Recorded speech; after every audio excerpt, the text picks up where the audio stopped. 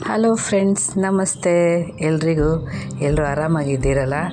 ನಾನಿವತ್ತು ಚಿಕನ್ ಸುಕ್ಕ ರೆಸಿಪಿ ಹೇಗೆ ಮಾಡೋದು ಅಂತ ನೋಡ್ಕೊಂಡು ಬರುವಲ್ಲ. ಕೊಪ್ಪರ ಬರುತ್ತಲ್ಲ ಅದನ್ನು ಯೂಸ್ ಮಾಡ್ತೀವಿ. ತುಂಬ ರುಚಿಯಾಗಿ ಬರುತ್ತೆ ನಮಗೆ ಚಿಕನ್ ಸುಕ್ಕಕ್ಕೆ. ಮತ್ತು ಪುಡಿ ಮಾಡಿ ಅಲ್ಲ, ನಾನಿವತ್ತು ಗ್ರೇವಿ ಮಾಡಿ ಚಿಕನ್ ಮಸಾಲೆದು ಹೇಗೆ ಮಾಡಿ ಚಿಕನ್ ಸುಕ್ಕ ಹೇಗೆ ಮಾಡೋದು ಅಂತ ಹೇಳ್ಕೊಡ್ತೇನೆ. ಅದಕ್ಕೆ ನೋಡಿ, ಟೊಮೆಟೊ 4, 2-3 ಈರುಳ್ಳಿ, ಬೆಳ್ಳುಳ್ಳಿ, ಮತ್ತೊಂದು 2-3 ಕಾಯಿಮೆಣಸು,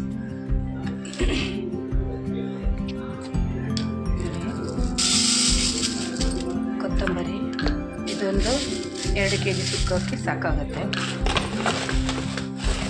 1.5 2 kgಗೆ ಇಷ್ಟು ಕೊತ್ತಂಬರಿ ಬೇಕು. ಜೀರಿಗೆ, ಅದರ ಅರ್ಧದಷ್ಟು ಜೀರಿಗೆ. ನಾವು ಮಸಾಲೆ ಯಾವಾಗಲೂ ಫಸ್ಟ್ ಕೊತ್ತಂಬರಿ ಅಳತೆ ತಗೊಳ್ಬೇಕು. ಅದರ ಅರ್ಧದಷ್ಟು ಜೀರಿಗೆ, ಕೊತ್ತಂಬರಿ ಅರ್ಧದಷ್ಟು ಜೀರಿಗೆ ನೋಡಿ, ಮಿಕ್ಸ್ ಮಾಡಬೇಕಾದ್ರೆ ಗೊತ್ತಾಗುತ್ತೆ. ಅದರದ್ದು ಅರ್ಧ ಜೀರಿಗೆ ಬರಬೇಕು ನೋಡಿ, ಈ ರೀತಿ. ಫಸ್ಟ್ ನಾವು ಅಳತೆ ತಗೊಳ್ಬೇಕು. ಕೊತ್ತಂಬರಿ ಅರ್ಧದಷ್ಟು ಜೀರಿಗೆ, ಅದರ ಅರ್ಧದಷ್ಟು ಬೇರೆ ಬಾಕಿ ಉಳಿದ ಇಂಗ್ರೀಡಿಯೆಂಟ್ಸ್ ಎಲ್ಲ ಅದರ ಅರ್ಧದಷ್ಟು, ಜೀರಿಗೆ ಅರ್ಧದಷ್ಟೆಲ್ಲ ತಗೊಳ್ತಾ ಬರಬೇಕು.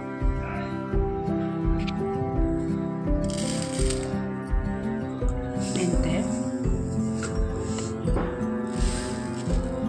ಸಾಸಿವೆ,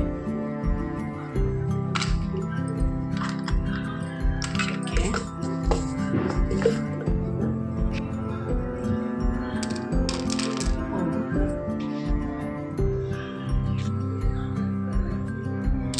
ಲವಂಗ, ಏಲಕ್ಕಿ, ಎಲೆ.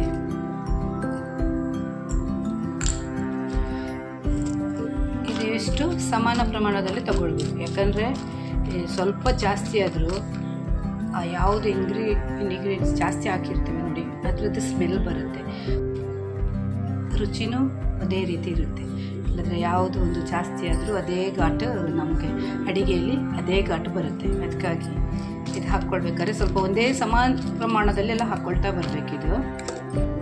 ಅದಕ್ಕೆ ನೋಡಿ, 10-15 ಮೆಣಸು. ಇದಿಷ್ಟೀಗ ಸುಕ್ಕಕ್ಕೆ ಮಾಡುವಂಥದ್ದು.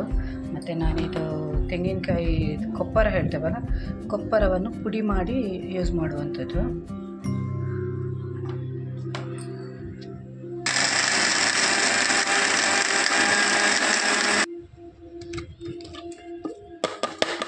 ಇಷ್ಟು ಪುಡಿ ಆದರೆ ಸಾಕಾಗುತ್ತೆ ಸುಕ್ಕದ್ದು ತೆಂಗಿನಕಾಯಿ. ಇದೀಗ ಇದೆಲ್ಲ ಇಂಗ್ರೀಡಿಯೆಂಟ್ಸನ್ನೆಲ್ಲ ನಾವು ಫ್ರೈ ಮಾಡ್ಕೊಂಡು ಬರುವ. ಸ್ವಲ್ಪ ಎಣ್ಣೆಯಲ್ಲಿ ಹುರಿದು ಮತ್ತೆ ಮಸಾಲೆ ಮಾಡುವಂಥದ್ದು.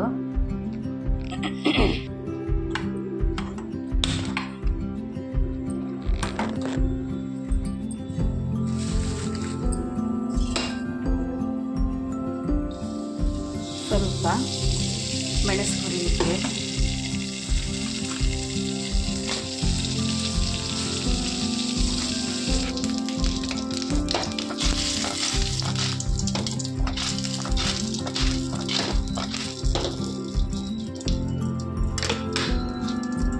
ಇದನ್ನು ನಾನು ಬಿಸಿಲಲ್ಲಿ ಒಣಗಿಸಿರೋದ್ರಿಂದ ಇದನ್ನು ಜಾಸ್ತಿ ಫ್ರೈ ಮಾಡಬೇಕಂತೇನಿಲ್ಲ. ಸ್ವಲ್ಪ ಫ್ರೈ ಮಾಡಬೇಕಾದ್ರೆ ಫ್ರೈ ಆಗುತ್ತೆ ಇದು. ನಾವು ಮೆಣಸು ಹಾಳಾಗದಂತೆ ಬಿಸಿಲಿಗೆ ಹಾಕಿ ಡಬ್ಬಕ್ಕೆ ಕಂಟೈನರಿಗೆ ಹಾಕಿರ್ತೇವಲ್ಲ,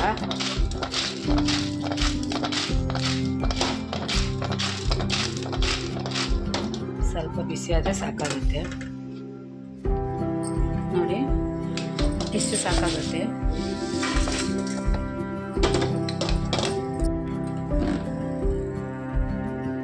ಸ್ವಲ್ಪ ಎಣ್ಣೆ. ಒಂದು ಮಾತು ಫ್ರೆಂಡ್ಸ್, ನಾವೀಗ ಪುಡಿ ಮಾಡಿ ಸುಕ್ಕ ಮಾಡೋದಾದರೆ ಈರುಳ್ಳಿ ಯೂಸ್ ಮಾಡಲಿಕ್ಕಿಂತ ಮಸಾಲೆಗೆ ನಾವು ಗ್ರೇವಿ ಮಾಡಿ ಪುಡಿ ಮಾಡೋದಾದರೆ ಗ್ರೇವಿ ಮಾಡಿಕೊಂಡು ಮಸಾಲೆ ಅದಿದ್ದಾದರೆ ಆಗ ಈರುಳ್ಳಿ ಹಾಕ್ಕೊಳ್ಬೇಕು. ತುಂಬ ಟೇಸ್ಟಿಯಾಗಿ ಬರಬೇಕು. ಈರುಳ್ಳಿ ಮತ್ತು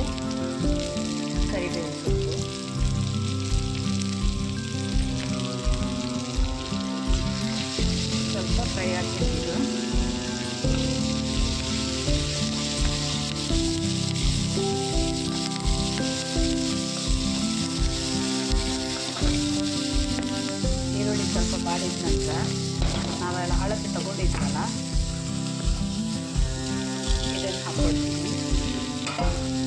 ಒಂದು ಮರ್ತೋದೆ, ನಾನು ಬಡ್ಸೊಪ್ಪು ಹಾಕಲಿಕ್ಕೆ ಮರ್ತೋದೆ. ಆಗ ನೋಡಿ, ಬಡ್ಸೊಪ್ಪು ತುಂಬ ರುಚಿಯಾಗಿ ಬರುತ್ತೆ ಚಿಕನ್ನಿಗೆ. ಇದು ಚೆನ್ನಾಗಿ ಹುರ್ಕೊಳ್ಬೇಕು. ಸ್ವಲ್ಪ ಆಯಿಲ್ ಹಾಕ್ಕೊಂಡು ಹೋಗ್ತಿಲ್ಲ.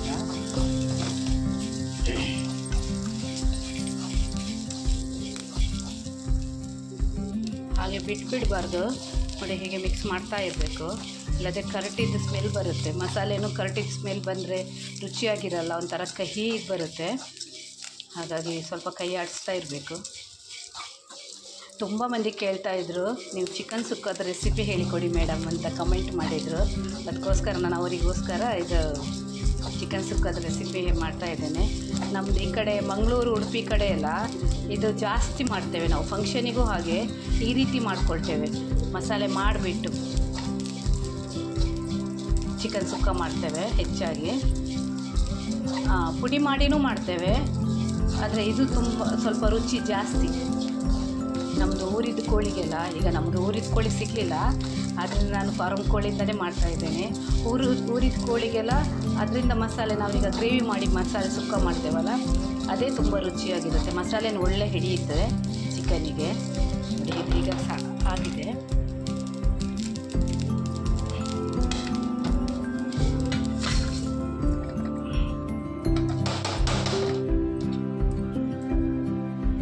ಅದೇ ಬಾಣಲೆಗೆ ಈ ಕೊಪ್ಪರ ಪುಡಿ ಮಾಡಿಟ್ಟಿದ್ದೇವಲ್ಲ ನಾವು, ತೆಂಗಿನಕಾಯಿದು ಕೊಪ್ಪರ, ಅದನ್ನೀಗ ಫ್ರೈ ಮಾಡಬೇಕು. ಅದಕ್ಕೆ ಸ್ವಲ್ಪ ಅರಿಶಿನ ಹಾಕಿದರೆ ಸಾಕಾಗತ್ತೆ. ಕರಿಬೇವಿನ ಸೊಪ್ಪು ನಾವು ಆಗಲೇ ಮಸಾಲೆಗೆ ಹಾಕಿರೋದ್ರಿಂದ ಬೇಕಾದರೆ ಹಾಕ್ಕೊಳ್ಬೋದು, ಹಾಕಿದರೂ ಏನೂ ಅಡ್ಡಿಲ್ಲ, ಹಾಕದಿದ್ರೂ ಏನು ತೊಂದರೆ ಇಲ್ಲ.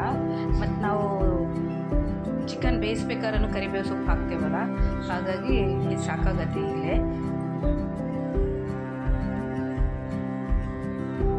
ಅರಿಶಿನ ಪುಡಿ ಹಾಕ್ತಾ ಇದ್ದೀನಿ.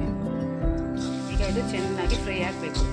ಇದು ನಾವು ಫ್ರೈ ಆದ ನಂತರ ಡೈರೆಕ್ಟಾಗಿ ಅಪ್ಲೈ ಮಾಡುವಂಥದ್ದು ಮಸಾಲೆಗೆ. ಇನ್ನೀಗನ್ನು ಪುಡಿ ಮಾಡಲಿಕ್ಕಿಲ್ಲ, ಆಲ್ರೆಡಿ ಪುಡಿ ಆಗಿದೆ. ಇದು ಮಾತ್ರ ನೋಡಿ ಚೆನ್ನಾಗಿ ಫ್ರೈ ಆಗಬೇಕು ಮಾತ್ರ.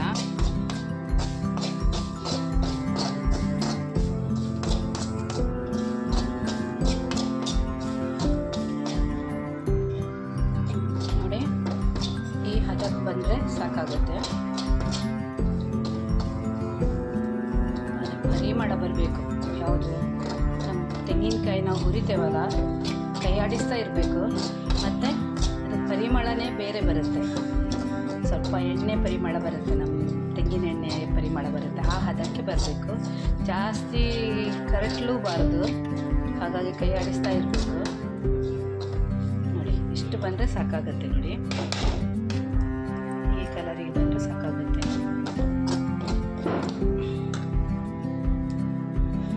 ಇದನ್ನೀಗ ಪುಡಿ ಮಾಡಬೇಕಂತ ಇಲ್ಲ, ಇದನ್ನು ಡೈರೆಕ್ಟ್ ನಾವು ಮಸಾಲೆ ಎಲ್ಲ ಆದ ನಂತರ ಫೈನಲ್ ಆಗಿ ಹಾಕುವಂಥದ್ದು ಚಿಕನ್ ಸುಕ್ಕಕ್ಕೆ. ಈಗ ಇದರದ್ದು ಮಸಾಲೆ ಮಾಡ್ಕೊಂಡು ಬರುವ. ಅಂದರೆ ನಾನು ಪುಡಿ ಮಾಡಿ ಮಾಡ್ತಾ ಇಲ್ಲ, ಗ್ರೇವಿ ಮಾಡಿಬಿಟ್ಟು ಮಸಾಲೆ ಮಾಡ್ತಾ ಇದ್ದೇನೆ ಇದಕ್ಕೆ. ಮೊದಲಿಗೆ ನೋಡಿ,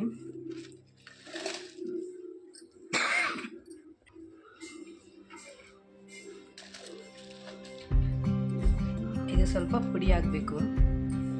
ಫಸ್ಟ್ ಇದನ್ನು ಪುಡಿ ಮಾಡ್ಕೊಳ್ಬೇಕು.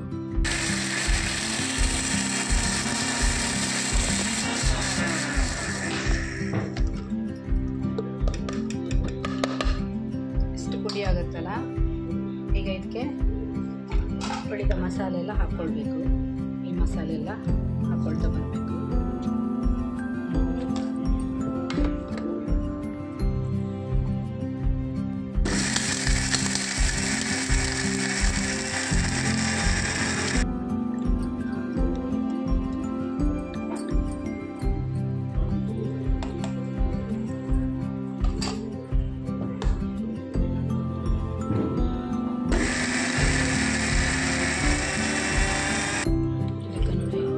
ಜಾಸ್ತಿ ಅಲ್ಲ, ಒಂದು ಅರ್ಧ ಲೋಟದಷ್ಟು ನೀರು,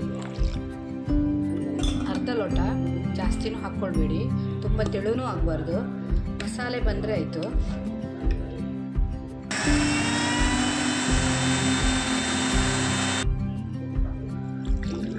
ಹಾಗೆ ಮಸಾಲೆ ಮಿಕ್ಸಿ ತಿರ್ಲಿಕ್ಕೆ ಆಗಲಿಲ್ಲ ಅಂದರೆ ಸ್ವಲ್ಪ ನೀರು ಹಾಕ್ಕೊಳ್ಬೇಕು, ಜಾಸ್ತಿ ಅಲ್ಲ.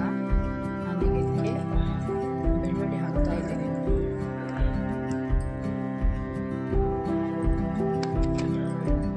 ನೋಡಿ, ಇಷ್ಟು ಸಾಕಾಗುತ್ತೆ, ಜಾಸ್ತಿ ಸಣ್ಣನೂ ಆಗಬಾರ್ದು, ಇಷ್ಟು ಸಾಕಾಗುತ್ತೆ ಮಸಾಲೆ. ಇನ್ನು ಚಿಕನ್ ಬೇಯಿಸ್ಕೊಂಡು ಈ ಮಸಾಲೆ ಹಾಕಿದರೆ ಚಿಕನ್ ರೆಡಿ ಆಗುತ್ತೆ. ಹಾಕ್ಕೊಂಡು ತೋರಿಸ್ಕೊಡ್ತೇನೆ, ನಿಮಗೆ ಮಾಡಿ ತೋರಿಸ್ತೇನೆ.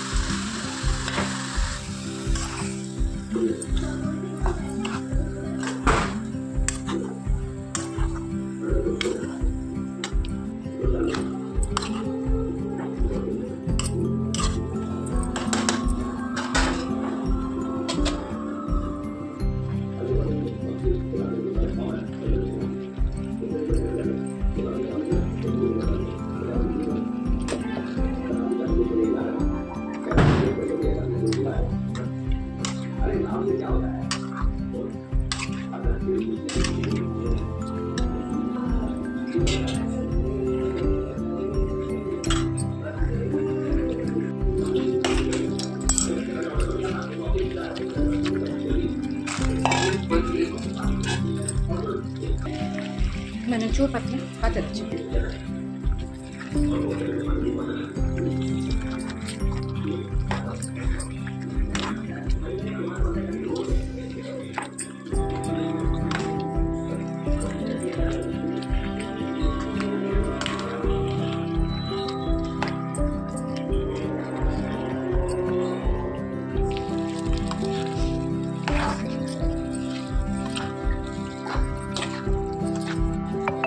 ಈ ರೀತಿ ಮಸಾಲೆ ಸುಕ್ಕಕ್ಕೆ ಮಸಾಲೆ ಅರೆದು ಸ್ವಲ್ಪ ನೀರು ಮಾಡಿ ಈ ರೀತಿ ಹಾಕ್ತೇವೆ. ಎಕ್ಸ್ಟ್ರಾ ನೀರು ಹಾಕಲಿಕ್ಕಿಲ್ಲ, ಅದೇ ನೀರು ಬಿಡುತ್ತೆ. ಮತ್ತು ಈ ರೀತಿ ಆಗಬೇಕಾದ್ರೆ ನಾವು ಕೊಬ್ಬರ ಪುಡಿ ಮಾಡಿ ಇಟ್ಟಿದ್ದೇವಲ್ಲ, ಫ್ರೈ ಮಾಡಿ ಅದನ್ನು ಹಾಕ್ಕೊಳ್ಬೇಕು. ಇದು ಜಾಸ್ತಿ ಹೊತ್ತು ಇಡಬೇಕಂತಿಲ್ಲ, ಹಾಕಿ 1 ರಿಂದ 2 ನಿಮಿಷ ಸಾಕಾಗುತ್ತೆ.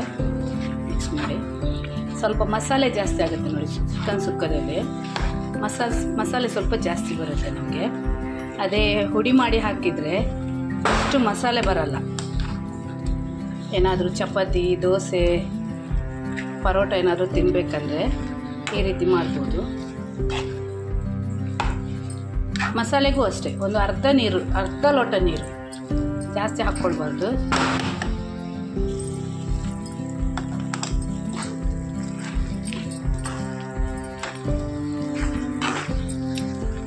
ಎಲ್ಲ ಉರಿಯಲ್ಲಿಟ್ಟರೆ ಸಾಕಾಗತ್ತೆ. Flame high ಇಡಬಾರ್ದು ಗ್ಯಾಸಿದ್ದು.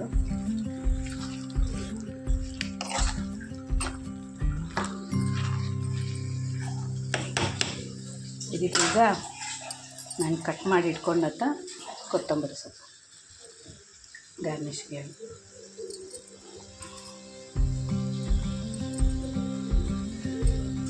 ನನಗೆ ತುಂಬ ಮಂದಿ ಕಮೆಂಟ್ ಹಾಕಿದ್ರು ಚಿಕನ್ ಸುಕ್ಕ ಮಾಡೋ ರೆಸಿಪಿ ಹಾಕಿ ಮೇಡಮ್ ಅಂತ.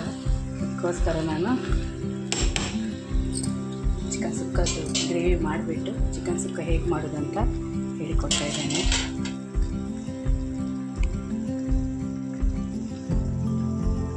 ನೋಡಿದ್ರಲ್ಲ ಫ್ರೆಂಡ್ಸ್, ಚಿಕನ್ ಸುಕ್ಕದ್ದು ಮಸಾಲೆ ಹೇಗೆ ಮಾಡೋದಂತ ನೋಡಿ. ಇಷ್ಟ ಆದರೆ ಚಿಕನ್ ಸುಕ್ಕ ರೆಡಿಯಾಗಿದೆ.